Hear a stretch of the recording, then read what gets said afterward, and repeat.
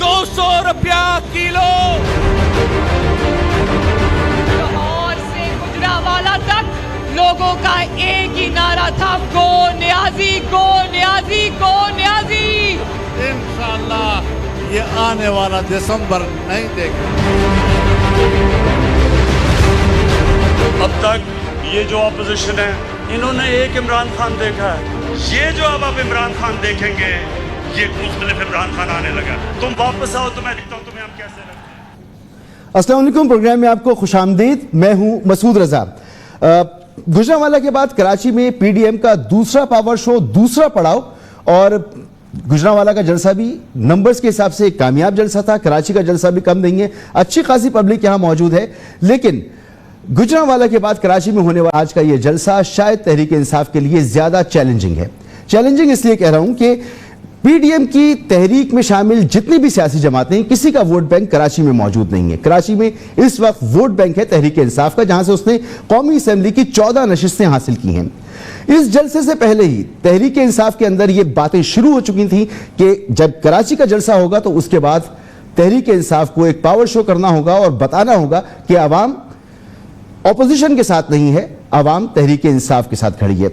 हुकूमत को सूट नहीं करता कि वो अपने ही दौरे हुकूमत में जलसे जुलूस करे, मगर तहरीक इंसाफ क्योंकि सिंध हुकूमत की कारकर्दगी से नाला है, तो यहाँ की जो मुकामी क़यादत है वो ये फैसला कर सकती है कि वो तहरीक इंसाफ का जो मंशूर है उसको सामने रखते हुए सिंध हुकूमत के खिलाफ कोई जलसा ऑर्गेनाइज करे। बहरहाल अभी इसमें हतमी फैसला नहीं हुआ, देखते हैं आगे आने वाले दिनों में क्या होता है। लेकिन क्योंकि एक बड़ा पावर शो हुआ है, उस जगह हुआ है जिसे इस वक्त हम कह सकते हैं कि यह तहरीक इंसाफ का गढ़ है। यहां से 14 नशिस्तें हासिल की हैं। 14 नशिस्तें अगर हासिल ना होती तहरीक इंसाफ को तो शायद मरकज में उनकी हुकूमत का बनना मुश्किल होता।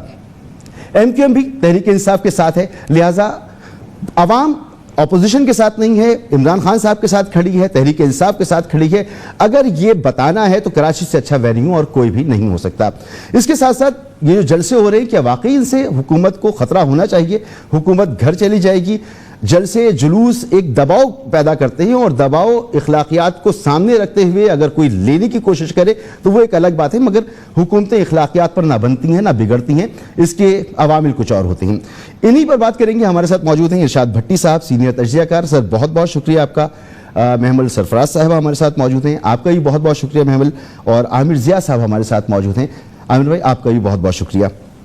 इरशाद भट्टी साहब, सबसे पहले तो यह कि आज का जलसा मैं ही समझता हूं कि ज्यादा चैलेंजिंग होगा तहरीक इंसाफ के लिए, क्योंकि पै दर पै होने वाले जलसों में यह बात तो सामने आएगी कि अवाम ऑपोजिशन की बात सुन रही है, अवाम नाला है, परेशान है, थकी हुई है। तहरीक इंसाफ के जो वादे थे, जो दावे थे, उनके बरक्स जो काम हो रहे हैं उनसे दिल बर्दाश्ता है अवाम, यह बात तो सामने आ रही है।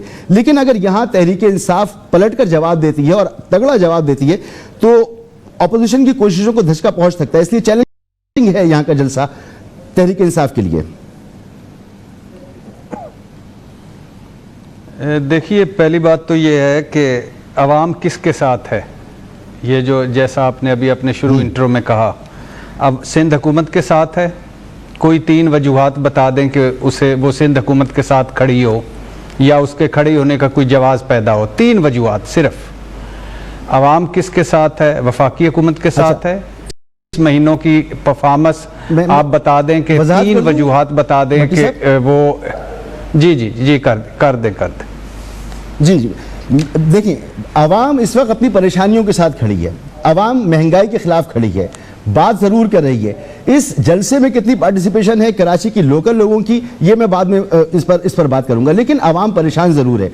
और ऑपोजिशन यही बात सामने लेकर आ रही है कि आप नाकाम हो गए, 2.5 साल की जो आपकी कारकर्दगी है वो ऐसी नहीं है कि मजीद आप रहें। तो ये तो एस्टेब्लिश कर रही है ना ऑपोजिशन। नहीं मैं अच्छा, मैंने कहा कि पता नहीं आप कोई और वजाहत कर रहे होंगे, मैं भी इसी तरफ ही आ रहा था। तो बात यह है कि अवाम किसके साथ खड़ी है? सिंध हुकूमत के साथ खड़ी है। क्या सिंध हुकूमत ने अल्लाह के फजलो करम से दूध और शहद की नहरें बहा दी हुई हैं उधर पूरे सिंध में, कि अवाम उनके साथ खड़ी होगी? फिर वही मेरे सवाल के तीन चीज़ें कि जिस पर चलो बाकी 3 छोड़ें, रोटी कपड़ा और मकान, यही 3 चीज़ें काफ़ी हैं। अवाम वफाकी हुकूमत के साथ खड़ी है। तब्दीली था, ख्वाबों का सफ़र था, वादे थे, दावे थे, नारे थे, तवक्कुआत थी, और फिर कराची का मैंडेट था। तो अवाम क्या इस वक्त उनके साथ खड़ी है कि अगर आप सोचिए आज इस वक्त महंगाई ना होती, सोचिए पुलिस पटवार हालात बेहतर होते, सोचिए कि अगर इस वक्त कराची के कोई चंद सड़कें, चंद पुल ज़ेर तामीर होते, सोचिए कि साफ पानी के कोई मंसूबे लग रहे होते, सोचिए कि इस वक्त कराची में लोगों को कोई कहीं से रिलीफ मिल रहा होता, तो आज मेरी और आपकी डिस्कशन का क्या होता, टॉपिक क्या होता कि ये किस लिए निकले हुए हैं। तीसरी बात आपने की कि ये अवाम बिल्कुल महंगाई के साथ है, अवाम बिल्कुल अपने मसाइल में घिरे हुए हैं, अवाम को कोई गर्ज नहीं है। जो हकीकी अवाम है ये सोशल मीडिया पे जो इनकलाब आ रहे होते हैं, या ये जो एक 2.5-3 करोड़ के शहर में से 40-50 हज़ार लोग जो निकल के या पूरे सिंध से या जहाँ से भी आ जाते हैं, तो ये भी इनका अच्छी बात है, आना चाहिए, उनका अपना हक है, उनको बैठना चाहिए, सुनना चाहिए।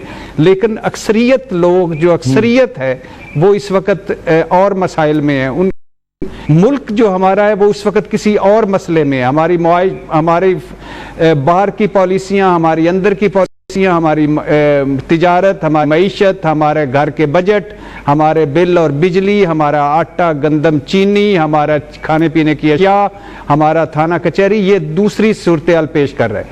अब आखिरी बात, क्या ये लोग हमारे लिए निकले हुए हैं? ये जो 11 पार्टियां हैं बिल्कुल भी नहीं निकले हुए, इनका कोई हमसे सरोकार नहीं है, इनके और हमारी दुनिया एक नहीं है, इनके और हमारे मसाइल एक नहीं है, इन्होंने वो उन मसाइल को देखा ही नहीं है जो हम रोज़ फेस करते हैं। बिजली का बिल ज़्यादा, बिलावल साहब ने कब आखिरी मरतबा अपने बिलावल हाउस का बिजली का बिल देखा होगा? मरियम साहबा ने कभी ज़िंदगी में किसी सस्ते स्टोर से चीज़ें खरीदी होंगी? मौलाना साहब ने कब घर के बजट बैठ के बनाए होंगे? बलोच रहनुमाओं ने कब जाके कुछ ज़ोब और पसमानदा इलाकों में जाके उन लोगों के साथ 4-4 दिन गुजारे होंगे जिनकी पसमानदगी की वजह ये सरदार हैं? और इमरान खान साहब का सारी ज़िंदगी का आप देख लें, रिकॉर्ड उठा के देख लें कि कितनी मरतबा उनके जेब में परस था और उन्होंने बजट बनाया या उन्होंने खर्चा खुद उठाया। तो ये नहीं है हमारे लोग, ये नहीं। एक लम्हे के लिए आज जो मिज़ार कायद पे वो वोट को इज्जत दो के नारे लग रहे थे, तो मैं सोच रहा था कि कायद अंदर मुस्कुरा रहे होंगे कि भाई सबसे बड़ी रुकावट तो तुम लोग हो वोट के इज्जत दो में, और सबसे बड़ी अगर एक लम्हा भी जमहूरियत असल वाली बहाल हो जाए तो तुम लोग तो पता नहीं कहाँ होगे, तुम्हारा तो वजूद ही कोई नहीं होगा। और अगर कायद को जिंदा होते तो इन सारों को कान पकड़वाते, कान पकड़वा के ऊपर 10-10 एक वो बोरी आटे की रख के कहते कि शाम तक नारे मारते रहो।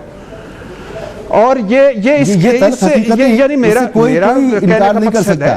जी जी जी जी जी हाँ, ये इनसे कोई इनकार नहीं कर सकता। बिल्कुल आप दुरुस्त कह रहे हैं। नहीं मसूद भाई मगर मजबूरी हमारी ये है, ये असल जो भी है हमारी जो पॉलिटिकल एलीट है, जो हमारी पॉलिटिकल पार्टीज हैं, उनमें जो रहनुमा है वो इसी तरह के, हर तरफ इसी तरह के, कोई अवामी लोग तो मौजूद है नहीं, तो जो कुछ भी करना है कोई रहनुमा नहीं है, कोई रहनुमा नहीं है, जो भी है जैसा भी है, इनमें कोई रहनुमा नहीं है।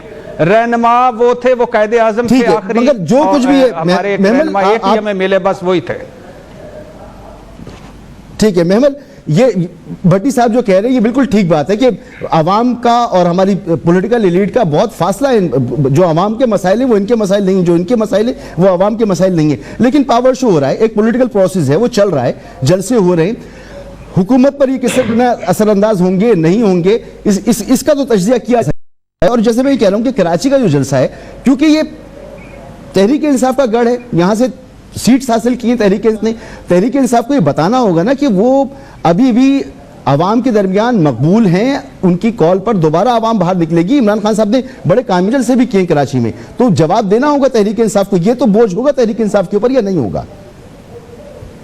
देखिए, पहली बात तो ये है, सूद के जो बात भट्टी साहब कह रहे थे ना कि उनको क्या पता बिजली के नर्क क्या है, या उन्होंने वो जो है कि सब्जी या बाकी चीज़ों की क्या है तो ये हमारे रिप्रेजेंटेटिव्स हैं, अवाम के रिप्रेजेंटेटिव्स हैं ये असेंबलियों के अंदर। अवाम इनको इलेक्ट करके भेजती और जवाब इन सब ने अवाम को ही देना है। और ये बेशक वो हुकूमत के बेंचेस के हों, बेशक वो अपोजिशन के लोग हों, उन्होंने अपने अपने हलकों में वापस जाकर और वोट लेने और अगर वो अवामी मसाइल पे बात नहीं करेंगे, बेशक उनका और अवाम जो उनके वोटर्स हैं उनका एक क्लास डिफरेंस होगा, उनका एक फाइनेंशियल उसका भी डिफरेंस होगा, स्टेटस का, लेकिन फिर भी इसीलिए अवाम पूरी दुनिया में ये होता है जमहूरियत के अंदर कि वो इलेक्ट करके उन लोगों को भेजती ताकि वो हमारे लिए आवाज उठा सकें। आज मरियम नवाज साहबा ने भी एक बात की, उन्होंने कहा कि अवाम आगे निकल गई, ऑपोजिशन पीछे रह गई। बेसिकली उनका कहने का मकसद ये था कि अवाम तो कब से महंगाई के ऊपर या अपने असल इश्यूज के ऊपर बात कर रही है और ऑपोजिशन ने देर कर दी। ऑपोजिशन जो है वो वहां पहुंचते हुए या उन्होंने उनके लिए आवाज उठाते हुए उन्होंने देर की है, उन्होंने टाइम लगाया, लेकिन कम से कम देर है दुरुस्त है। कम से कम कोई तो अवाम के लिए महंगाई के ऊपर आवाज उठा रहा है। देखिए ये भट्टी साहब तो बहुत ज्यादा इस बारे में बात करते हैं, एक्चुअली ये गवर्नमेंट के ऊपर इस पे बड़ी तनकीद भी इस चीज के ऊपर करते हैं कि आप लोग बाकी चीजों में इतने बिजी हो गए, तो लेकिन जो असल मसाइल है जो कि इन्फ्लेशन है, जो कि महंगाई है, देखिए गरीब अवाम जो है उनका तो पेट जब तक नहीं भरेगा ना, तो उन्हें नहीं है कि अगर एहतसाब का अमल चल रहा है कि नहीं चल रहा या किसी को पकड़ के जेल में डाल दिया गया कि नहीं, उनका है कि पेट भरना, रोजी रोटी उनका है। जहां तक आपने पीटीआई की और ये कि कराची की बात की, देखिए कराची में बिल्कुल पीटीआई बहुत ज्यादा सीटें जीती है, लेकिन अभी उनको तो खैर 2 साल हुए हैं और अभी मसले हैं, हुकूमत के लिए मसले हैं मुआशी, तो अगर वो नहीं डिलीवर कर सकेंगे तो फिर अगले इलेक्शंस में पीटीआई के लिए जो है मुश्किल हो जाएगी। अभी के लिए तो वो जलसा अगर उन्होंने पीटीआई ने भी करना हो तो मेरे ख्याल में वो भी कराची में बड़ा जलसा कर सकते हैं, ऐसी कोई बात नहीं है। लेकिन आज जो ऑपोजिशन का जलसा है उसको देखकर ये जो लोग उसको जलसी कह रहे थे या इस तरह की बातें कर रहे थे कि बहुत छोटे, तो आज उनको देखकर लगा होगा, तो उन्होंने गुजरावाला में भी नंबर्स काफी थे, लेकिन मेरे ख्याल में आज जिस तरीके से जितनी बड़ी मजमा है तो वो गवर्नमेंट के लिए लम्हा फिक्रिया तो होगा। और बात ये एक चीज जो इसके अंदर हमें सोचनी चाहिए वो ये और गवर्नमेंट को ये बात सोचनी चाहिए कि ऑपोजिशन जो है अभी तो वो शायद अपने वर्कर्स और सपोर्टर्स निकाल रहे हैं, वो लेकर आ रहे हैं, सारी पार्टीज अपनी लेकर आ रही है, लेकिन अगर इनका मोमेंटम बढ़ता गया और अगर जो है और क्योंकि एक महंगाई भी है, आपको पता है गैस का बहरान भी आने वाला है, सर्दियां आ रही हैं, गैस का अगर बहरान हुआ तो फिर जो अवाम की मॉरल सपोर्ट होगी ना, क्या वो किस तरह से मटीरियलाइज होगी, ये मेरे ख्याल में गवर्नमेंट को ज्यादा सोचना चाहिए, ना कि ये कि ऑपोजिशन जो है वो जलसे जो कर रही है इस चीज के ऊपर। बिल्कुल ठीक। और आवाम की इन्हीं सेंटिमेंट्स को ऑपोजिशन बड़ी अच्छी तरह से इस वक्त कैश कर रही है। आगे जाके बड़ी मसाइल आने वाली, आपने दुरुस्त कहा, गैस का बहरान भी आ सकता है और अगर आया जैसा कि पेशगोई की जा चुकी है गवर्नमेंट की तरफ से तो ज्यादा मसाइल होंगे। आमिर ज़िया साहब, कराची की सियासत को आप बहुत अरसे से, पूरे मुल्क की सियासत को देख रहे हैं, लेकिन कराची खास तौर पर एक तवील अरसे से देख रहे हैं। जितने कामयाब जलसे हैं कराची के, इसी तरह के इमरान खान साहब ने भी ऐसे जलसे किए हैं, यहाँ पर एमक्यूएम की एक हिस्ट्री रही है जलसे करने की, पीपल्स पार्टी के भी जलसे हैं। आज के जलसे में क्या आपको कराची की पार्टिसिपेशन नजर आ रही है? और ये जो जलसे हो रहे हैं, पै दर पै जलसों का प्लान है, वाकई ये गवर्नमेंट के लिए परेशानी की बात होगी?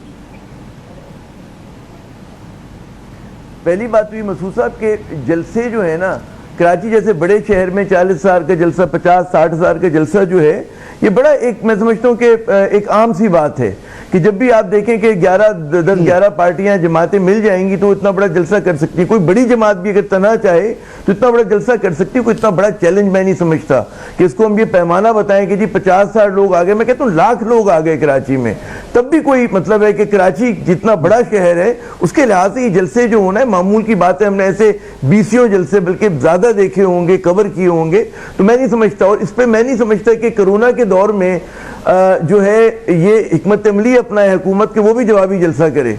जलसों का जवाब जलसा नहीं होता, तो वो अगर इस तरह वो भी जलसों पर उतरा है तो वो नजर आएगा कि जी एक कमजोरी जो है हुकूमत की, उसमें एक रद्द अमल की सियासत कर रही है, तो उसको जरूरत नहीं है। हुकूमत को फोकस जो करना है वो अपनी कहते हैं ना मैनेजमेंट पे करना है, अपनी गवर्नेंस पे करना है, अपने इशूज को रिजॉल्व करने पे करना है, ना कि जलसों पे करना है। जलसे काम होता है अपोजिशन का करने का। तो मेरे ख्याल में अगर हुकूमत इस रद्द अमल पे आएगी तो वो मुनासिब रद्द अमल नहीं होगा कि कराची के अंदर वो आप कहें जी वो